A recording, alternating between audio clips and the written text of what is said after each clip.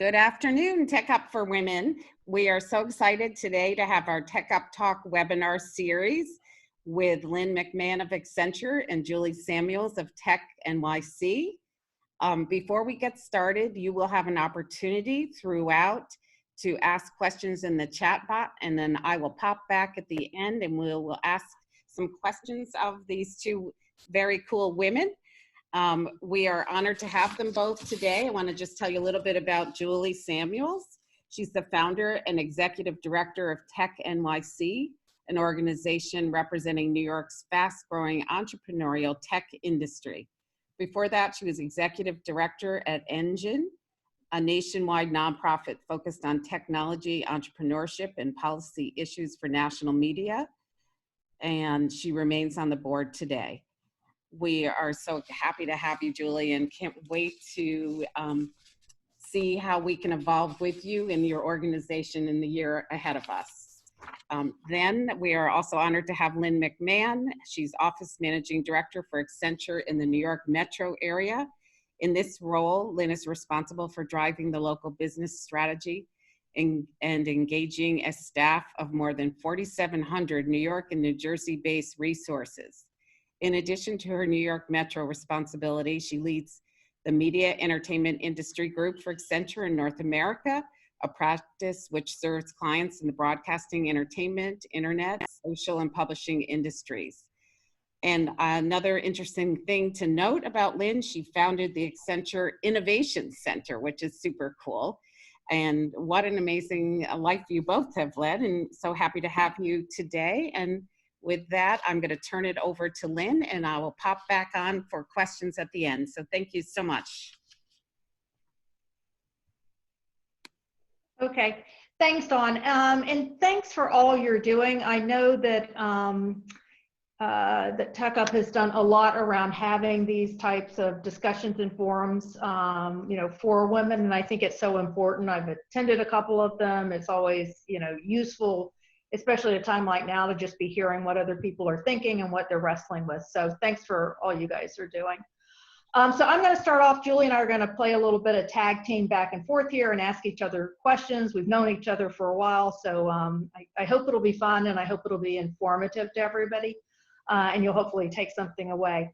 So Julie, I'm going to start off with, Tech New York City, as I would have expected, has really jumped into the COVID-19 crisis.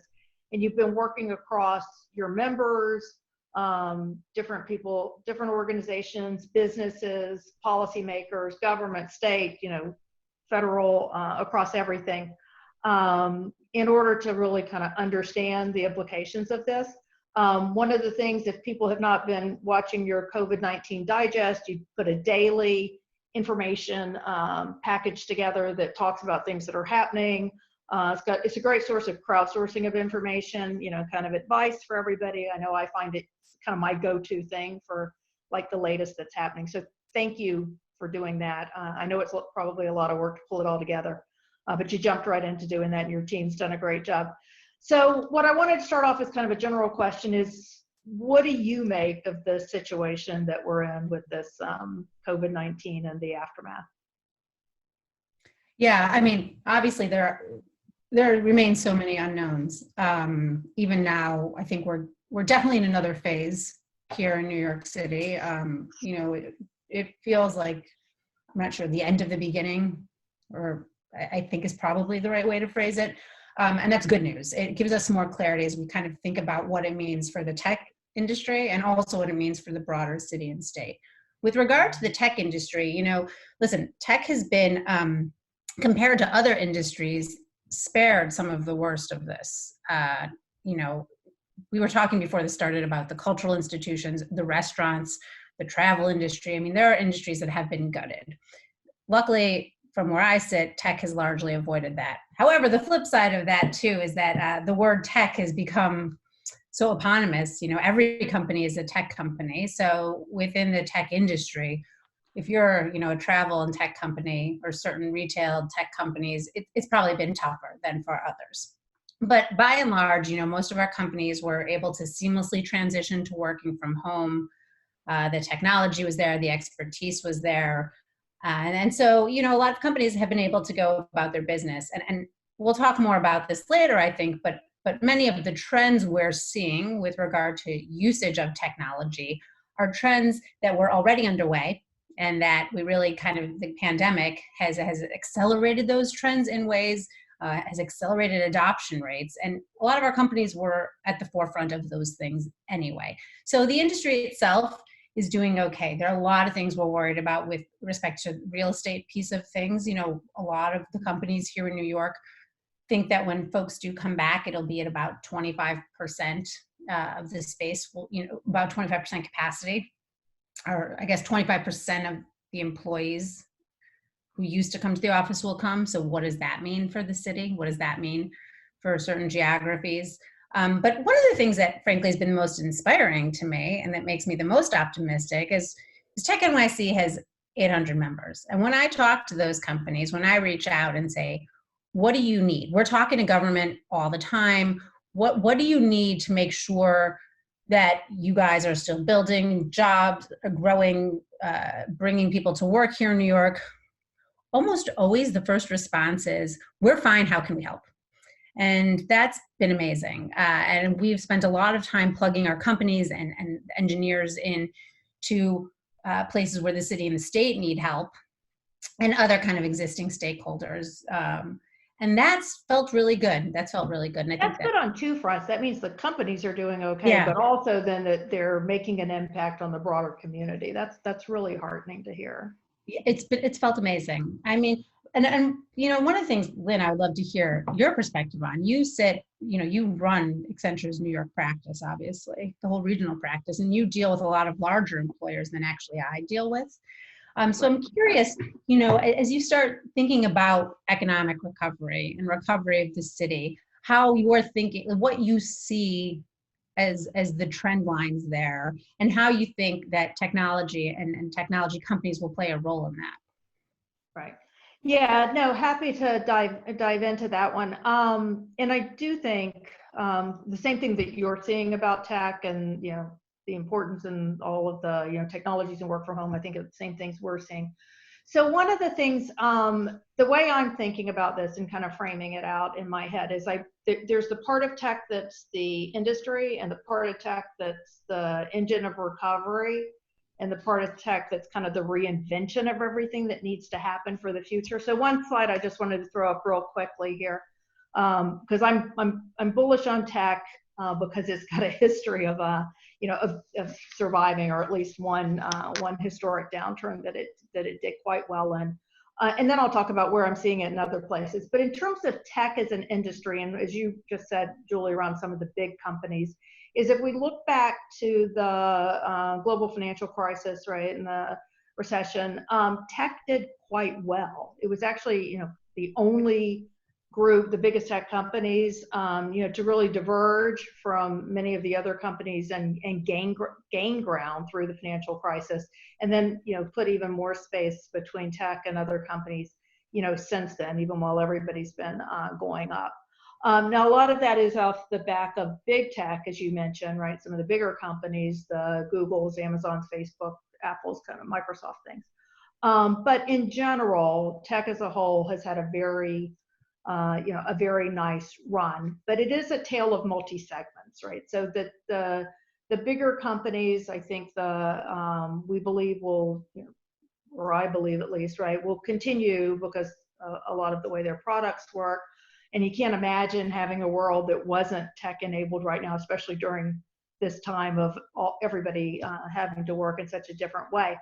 However, there's other parts of the tech economy, as you would look, that are probably going to be more challenged, right? If it's a hyper growth kind of platform play that depends on travel, right? You know, the Ubers and the Lyfts. But if it's a large platform company that depends on, you know, some of the retail or ordering or food delivery and stuff, right? There's others that I think are going to be winners in that. The small, medium businesses, I think, will have, you know, more of the challenges, but that too will be depending on the sector that they're working in. But I thought I would just share that slide, you know, quickly with you guys. The other thing that the way that I'm thinking about it, and that we're thinking about it, is tech is an engine of recovery, and tech is a reinvention of what we have to have for the future. So when I think about tech and how important it's going to be to the recovery of not just New York and the metro area, but of the overall economy, it really is because there's things that have to be done that technology is allowing us to do that are so important to getting people, back to work. And those are things like the short-term stuff that's been done, with the government around claims processing and with banking, with the Small Business Administration loans. I mean, all of those things, and the other one I'd mention is health, right? Being able to do the contact tracing and all the technology that sits around that. Those technology really is the engine of the recovery for so much of the foundational elements that have to have. And then when you think about how we're going to have to reinvent the way that we do business for the longer term in order to, have things grow the way we want them to, tech is going to be at the underpinning of all of that, right? So one of the things that we've been giving a lot of thought to, and our clients have been giving a lot of thought to in the financial services sector, is around contactless payments, right? How do we move much more aggressively to being able to do things without having, to touch screens and more contactless? And you can take that then to other things too, contactless around, deliveries and, a lot of sensors, and how do you do things without touching at the airport? So and technology is going to underpin, all of that, and the technologies that we've all, gotten used to. So, Julie, let me ask you a question. So when you think about, the technologies necessary to drive some of the recovery, what are the things that come, top of mind to you and that you're excited about? Well, listen, at its most base, I think the most important thing we need to think about is access to technology. And so the technologies I'm really interested in are the technologies that give people access to more technology. Things like connectivity, first and foremost. How do we ensure that everyone has access to fast, reliable internet? I think that's really something that has come to light right now, particularly anyone with kids who's dealing with homeschooling.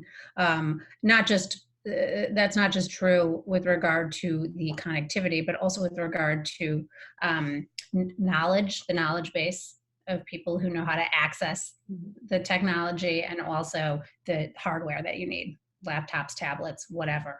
But beyond that, there's the things we're going to see are, again, a lot of the trends that had started before this, where we'll see certain types of technology. I think first and foremost, all kinds of AI, processing more data quickly so that technology works better for the people, the end users.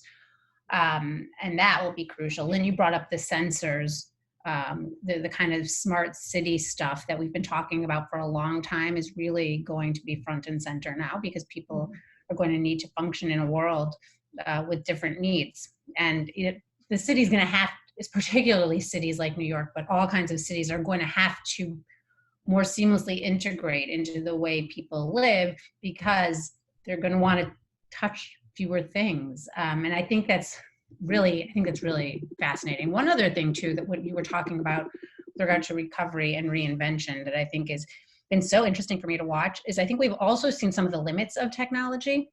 And I think that's good. I think that's a good thing. Technology it's a platform, it's a layer. It enables all kinds of things, but it's not magic. It's not a substitute for being in the same room.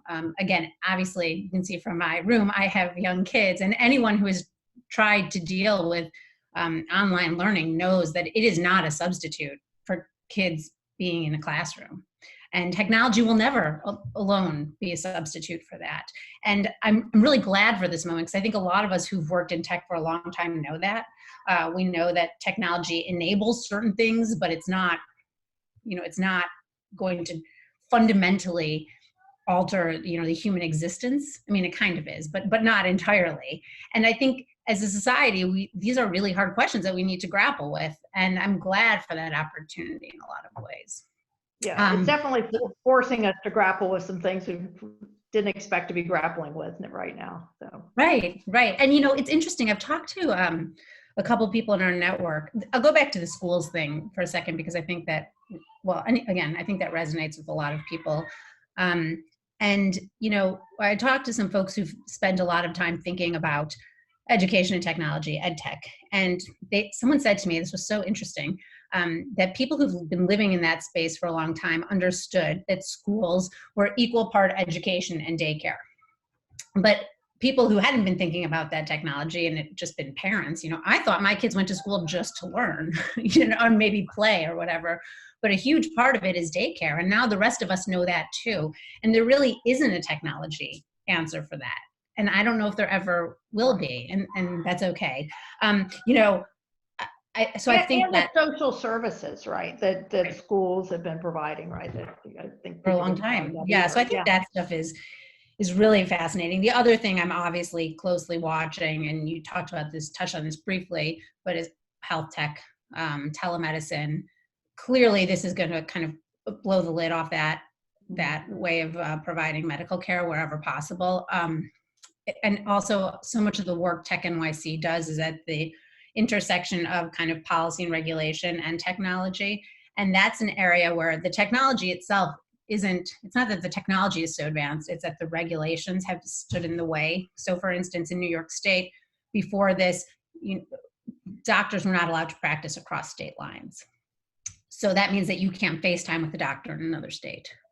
The governor has kind of taken that regulation off the books, at least temporarily. It's hard to imagine those regulations coming back on the books, though. I think we'll all start to experience medicine in a really different way, and I'm incredibly bullish on that. And those two things go together, because if you had asked me this question 4 months ago, you know, before 6 months ago, I would have said that in the spaces of education and healthcare, we're going to see a lot happening with technology, because it's not that the technology is so complicated, it's that all these other things around it, like laws and competition, kind of existing businesses, were standing in the way of innovation. But now the need for innovation is so strong that I think we'll really start, you know, those laws will start to fall away. And I'm really excited to kind of see what that looks like.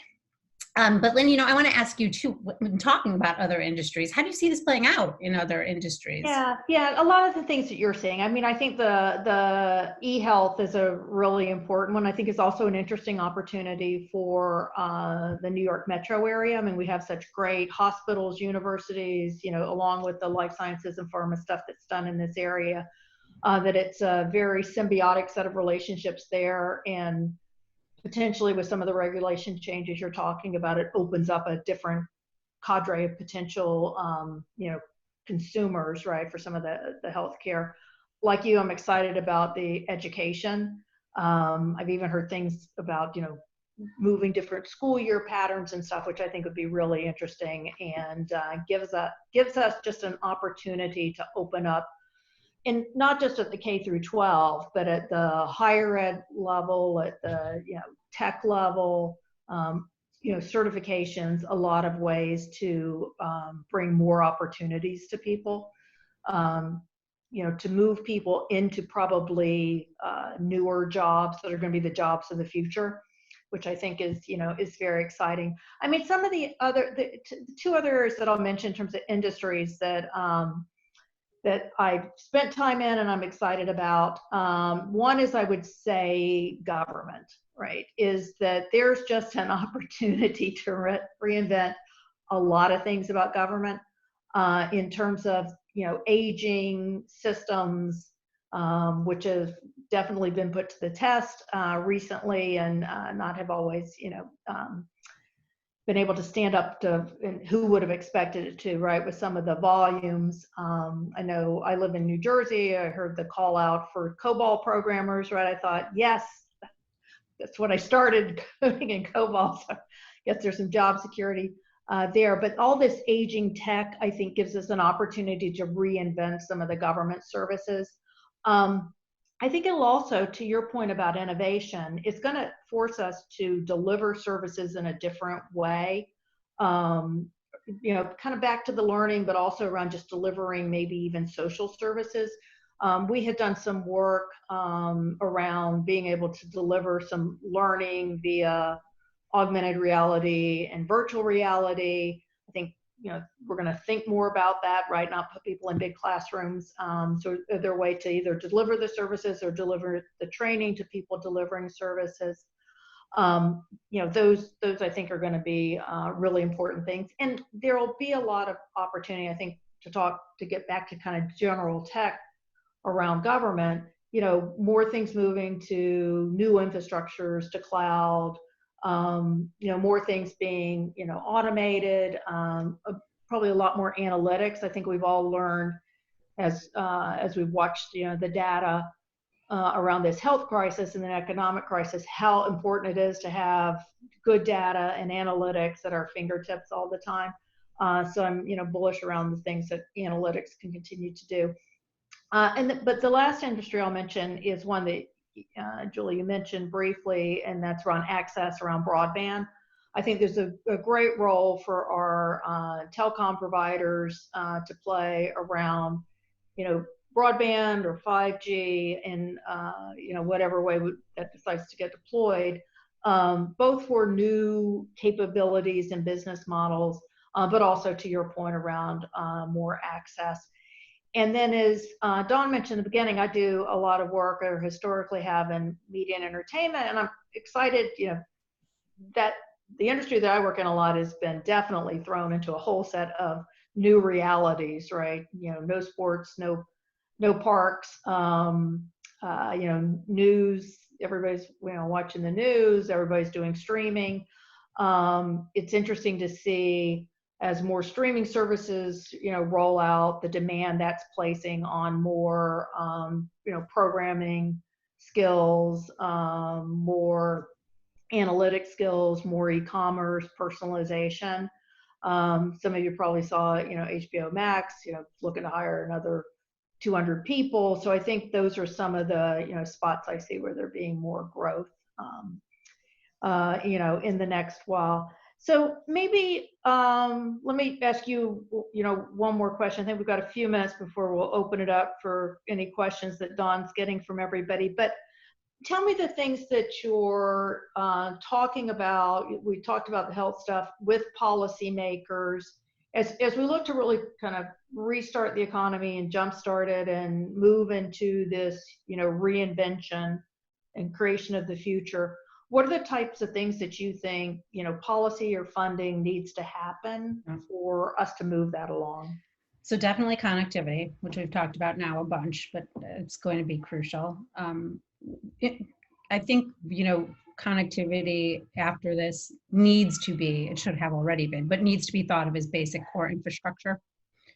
To be a member of our society at this point, you need access to good connectivity. And that's a really interesting problem, because that means different things in the city. It means different things out in the country where it's rural, just because, access, it looks different. So I'm incredibly bullish on that. Something else we haven't touched on that much, but I know something, Lynn, you care a lot about it. I know Accenture cares a lot about it. I do too. And that's workforce development, how we're training people for these jobs.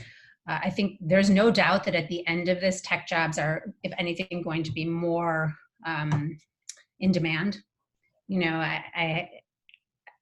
This is an industry that's faring quite well, and people are going to want to work in this industry. So we're going to have to make sure that we're training all kinds of, in this case, New Yorkers, but people all over. And I'm incredible. I think that's just really going to be important. There are some immediate things, as folks have been following, for companies who've taken advantage of the PPP loans. That's been a bit of a disaster. Companies are going to need, companies in the tech sector are definitely doing better, but they are going to need help. And that's the same is true in almost any sector. And the real estate stuff. When I say the real estate stuff, I mean working with landlords, actually understanding when and how companies can feel comfortable bringing employees back in. That stuff is really complicated, and right now it's in a bit of a holding pattern as a lot of our companies wait for further guidance from state and local authorities, which right now we don't really have in New York because we're still in the middle of it in so many ways. But figuring out what it looks like to safely bring people back to work, I think is incredibly important. You and I have talked about there being maybe an opportunity for, as the federal government starts to look at infrastructure programs, right? There being a tech infrastructure program. Any thoughts on that, or whether you could see, because it seems like so much of our infrastructure that's aging actually has turned out to be some of our tech infrastructure, right? That's right. And around some of the state and local government stuff. It's a real opportunity to build that out. And I would start with connectivity, though there are other pieces as well, but that's kind of the core of it. And beyond that, if you think about it, in any moment of American recovery, that's also job creation. Right. I think that this, again, when I was talking earlier about so many people thinking technology is magic, it still requires people, if you want to, for instance, expand connectivity, it still requires people, digging up the streets and probably laying fiber. And that's a lot of jobs, especially across a huge country. And I think if we get this right, we can think about it with regard to the future of our economy and with regard to like the near term recovery and job growth. The other thing I'm really thinking about in particular in New York, and I think this is particularly relevant to tech because it's been so easy for tech to transition to work from home, but I think this is probably true with other industries, is what economic growth looks like outside of the kind of core geographic centers that it's been in. So right now, something like 83% of tech companies are in Manhattan, and then pretty much the rest are in a small sliver of Brooklyn. What does it look like if instead of headquarters, you have more of a hub and spoke model with smaller offices closer to where people live? Because people are going to be afraid to get on subway for a bit. I hope that goes away, but I think we need to be realistic. So imagine if you could bike to work or walk to work, and then you could stop and pick up a sandwich or get a haircut in that neighborhood. Now you're talking about real economic growth in parts of the city that, frankly, weren't seeing economic growth even before this. I'm really interested in what that looks like, and I'm spending a lot of time thinking about that right now. Yeah, that's a really good one.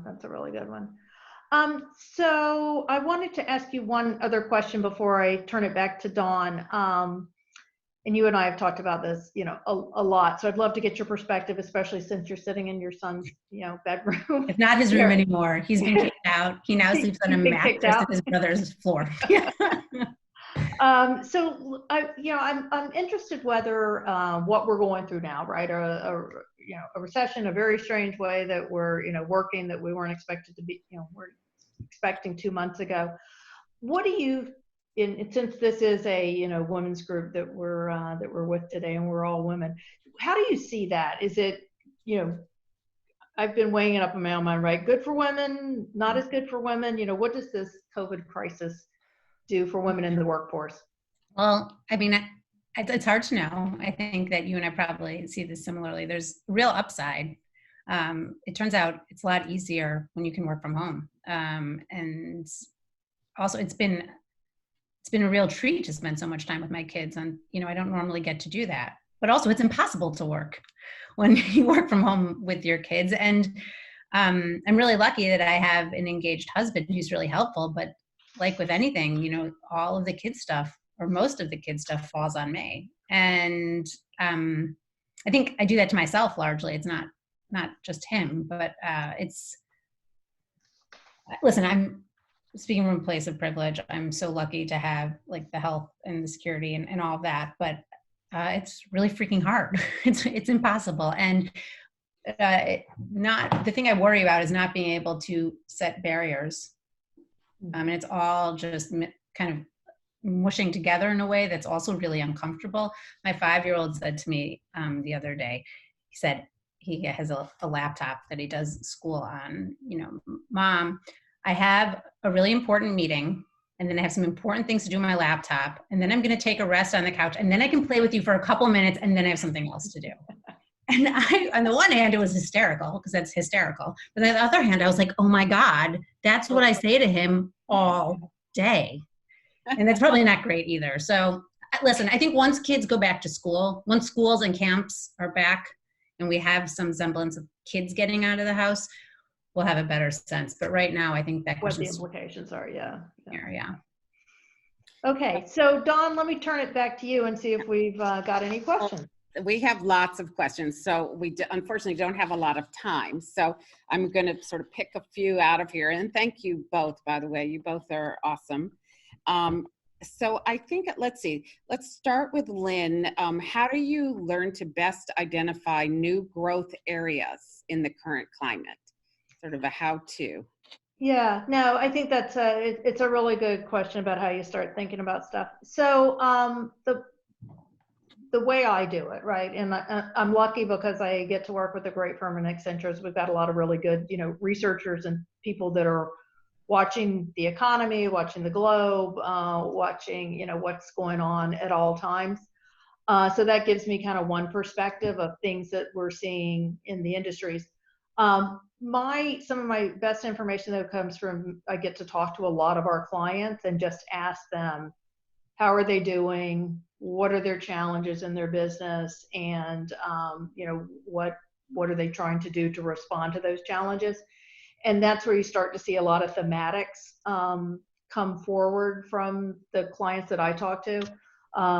Everybody had wished they'd put more stuff in the cloud, right? Everybody had wished that they had more analytics. Everybody, wishes that they'd, tested more of their infrastructure to make sure that it was pressure tested, right? Or not everybody, but most people. Everybody, most people are thinking, gosh, I wish I'd done more of the things that I needed to do to have e-commerce and personalization before this. So I think that's one of the ways that you start seeing, where's going to be demand, or the things that people wish they had done that they maybe, didn't do because they didn't realize what the world was going to come to. So I think that's the other. And then I just, and those that know me know this, I just like to read a lot. So the other thing I think that informs a lot of us is just, you pick up as much as you can about reading, and then you start recognizing that there's certain thematics in that. And therefore there's certain industries that will need to react more quickly. The thing I absolutely love about being able to work in an ecosystem like we get to, those of us who are, working here in the New York metro area, or even, in other places too, is there's so much innovation going on. But, back to Julie's point, is so many new products and services are always developed during a time when things are not normal, because that's when the creativity really starts going. And people are answering, short-term, questions, and they're finding new products that allow us to work in a different way. So I think just keeping your ear to the ground and, reading a lot is helpful.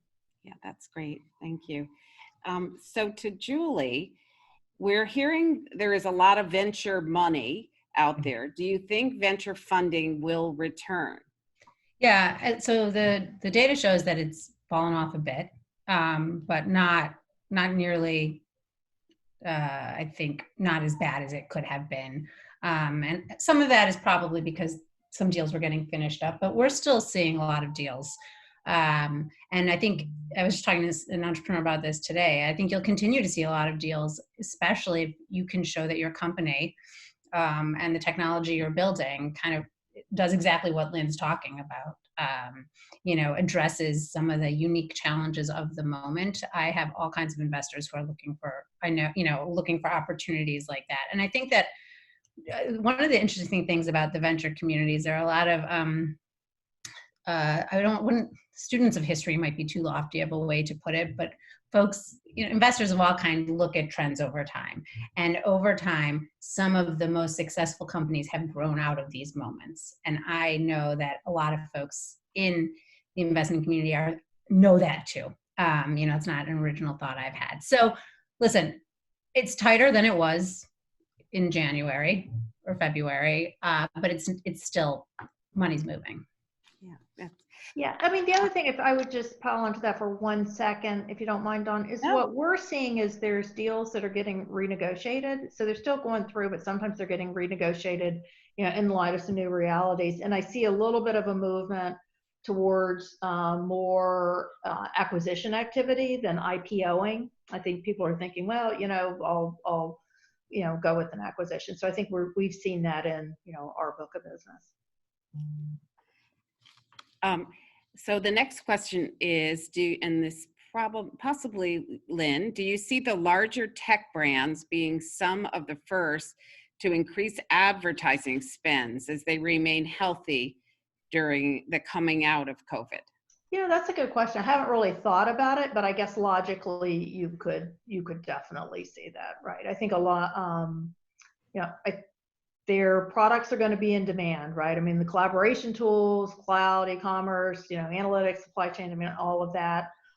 People are going to want more automation. I think, a lot of the messaging you've seen in the advertising now has been more around, the COVID as it should be, during this, immediate crisis period. But I think as things do move, forward, and we start to move on to, companies realizing, what they need to do in the short term and the medium, the long term, that makes sense to me. I think you'll especially see that in the kind of tech media intersection, because it's not like one day we're going to turn on a switch and I'll go outside. There's going to be content. There's still going to be the need to advertise the kind of activities that you can do from home and that you can do, in small groups. And so I think that's where I'd really look for that. Yeah. And we're going to be doing a lot more activities that we used to do, not online on an online basis, right? I mean, people are buying all sorts of stuff that they never would have thought you would have bought remotely, right? Exactly. Okay, so sort of switching gears on, let's see, the next question, how can we improve financing for public schools? And they also wanted to know financing affordable housing in large cities, and can the Federal Reserve play a role? That's a lot in one swoop, so I don't know. Yeah, I mean, I think that this moment has really kind of pulled back the covers on a lot of things in this country that needed to be fixed anyway. And we're absolutely seeing it now. And I'm optimistic that we can use this moment, that we should use this moment to really address those hardest of problems. And things like public education and affordable housing are top of mind. That said, I mean, city and state governments are running out of money really quickly. And we're going to have to figure out a way to all work together it's going to be hard. It's going to be really hard.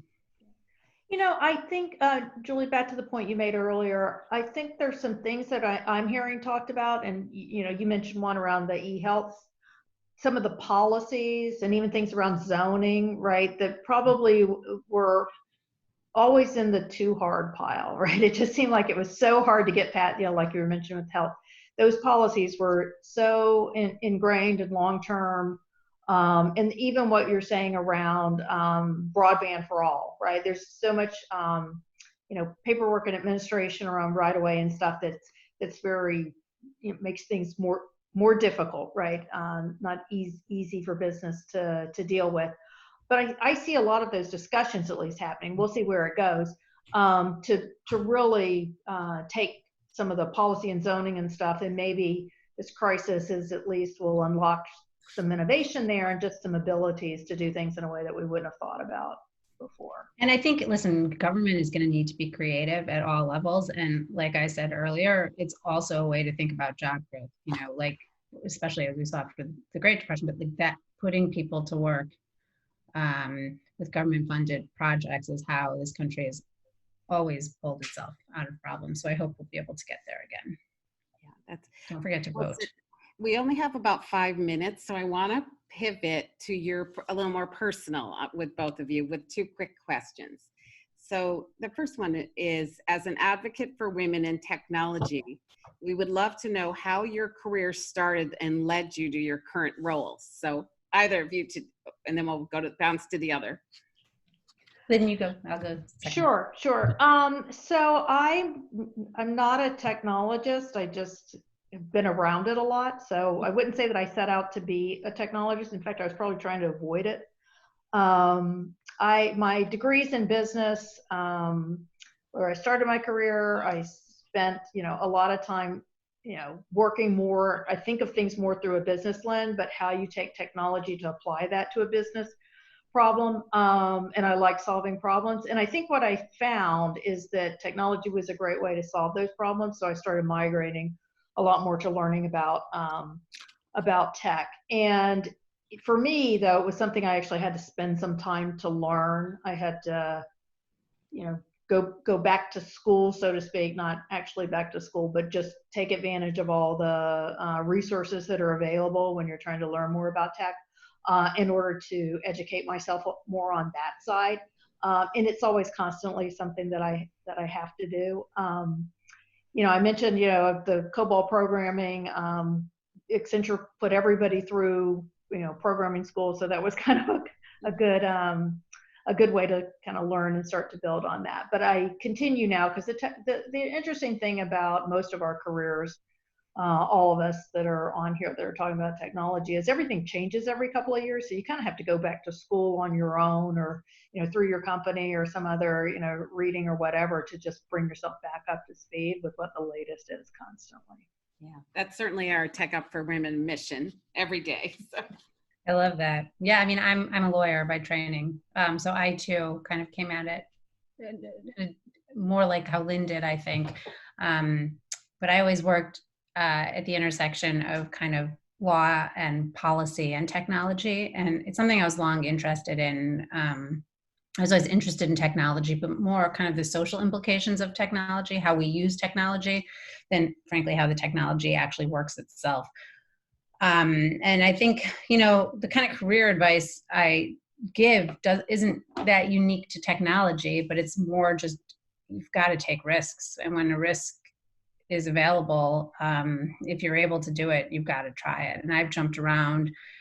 I started Tech NYC. I have a job that literally didn't exist before I built it, and that I didn't even know, there are other jobs like it, but I didn't even know of them.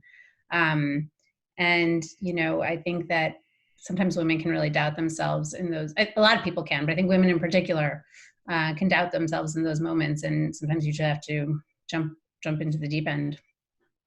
I also think it's a little different now. I mean, I think that, I think this is true for me, Lynn, I'm sure it's true for you too, but when we were kind of coming up, the tech paths weren't as clear. Now there are more defined roles.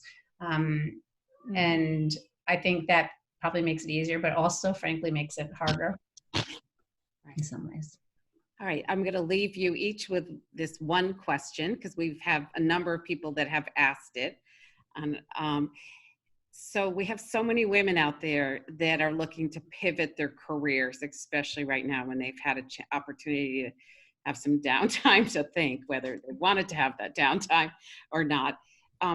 What advice do you have to pivot someone's career into tech? What advice would you give them? Listen, now is actually a great time to do it. I'm not telling you any secrets, and I'm going to tell you that tech has a big diversity problem. And every company I know who's hiring wants to interview women. It's a priority, and I don't mean to be crass about it, but you should take advantage of that right now. Now is the time.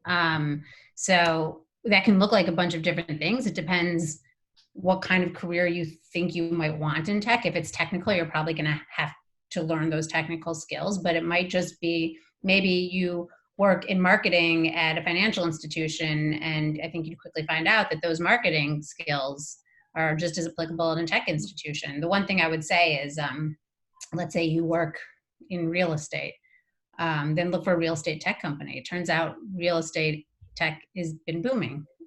So find ways to make the jump like that. Yeah, I think those intersections are really important, Julie. That's really good advice. I mean, the only thing I would add is, one is there's just so many resources out there to whatever you're interested in, to take an online class, get a certification, right? There's ways to beef up your resume if you feel like there's something you want to do and you need a few more credentials around it. But the biggest piece of advice I would give is just don't underestimate yourself, right? Your organization skills and your communication skills and the stuff that you've got on your resume probably translates very, very well to many, many places, and to be bold about And if you have, more than half of what's being asked for, to make a pitch and try to go there, because there's just, I find more so, and maybe I'm just speaking about myself, but I've seen this with some other women too, is, we tend to underestimate how well we can translate and pivot. But it's probably a lot bolder than you think you can be, right? So go for it. Yeah, that's great. Well, I thank you both so very much. And anyone that's interested in sharing this, it'll be up on our website, the recording later tonight. Feel free to go on and share it. And thank you. We hope to have you both back on, maybe back in the fall, and see how the world has changed. And thank you to both of you. Thank you, Dawn. Thanks so much. Thanks. Bye. Bye. Thank you.